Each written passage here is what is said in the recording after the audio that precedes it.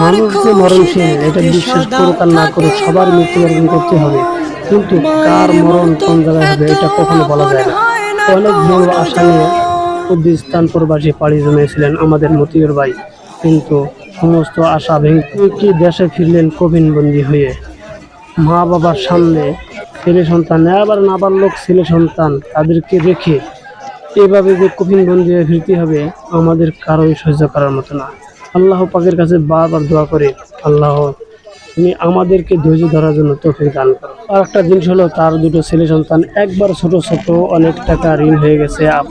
তাদের ছেলে সন্তানদেরকে যদি কেউ সহযোগিতা করতে চান তাহলে উজির খারকান্দি কবরস্থান মাদ্রাসার বড় হুজুর আবু সাইদ দাদা, তার কাছে দিবেন, তার হাতে যোগাযোগ করবেন।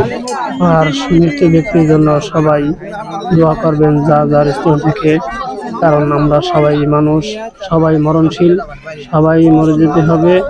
কারণ আল্লাহর হুকুম 5 ওয়াক্ত নামাজ পড়ে দুনিয়া থেকে চিরবিদায় হয়ে যাওয়ার জন্য তৌফিক দান করুন। আমিন।